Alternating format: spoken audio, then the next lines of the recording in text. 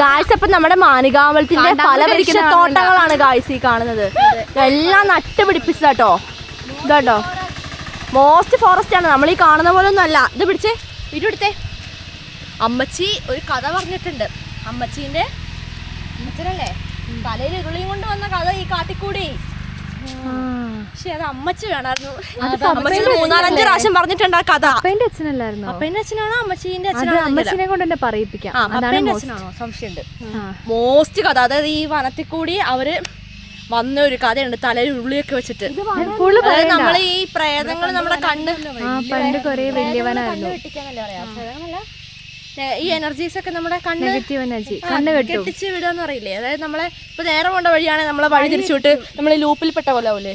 അപ്പൊ അങ്ങനത്തെ ഒരു സ്റ്റോറി അമ്മച്ചിന്റെ അടുത്തുണ്ട് ഈ കാടിനെ പറ്റി. നമുക്ക് നമ്മൾ അനുഭവിച്ച കഥയാണ്. അതെ ഗൈസ്, അപ്പൊ ഇത് നട്ടുപിടിപ്പിച്ച കാടാണ്.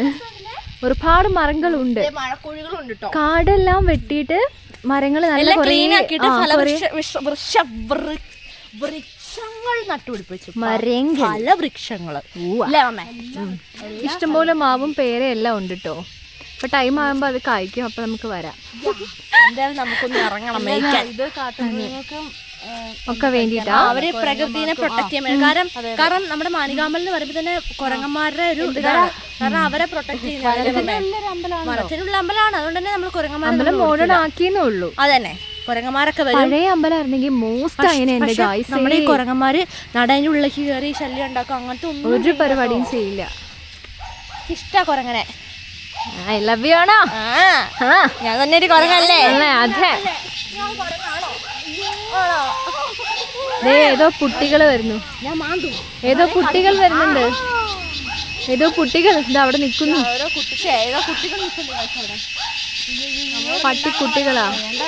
അതാ വഴി മറന്നു വന്നിരിക്കാൻ അവർ ഫീൽ ചെയ്യുവാണ്. വാ കണ്ടോ, തിരിഞ്ഞു പോലും നോക്കാതെ പോവാ.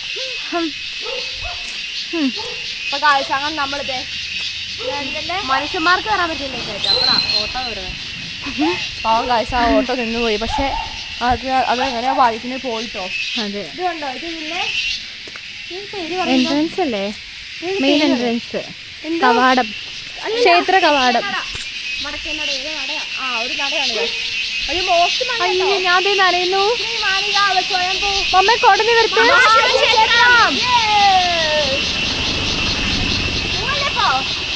മഴ പെയ്ത് കാഴ്ച ഫോട്ടോ ഇട്ടോ. എല്ലാരും കാണാൻ വേ. ചാച്ചാ.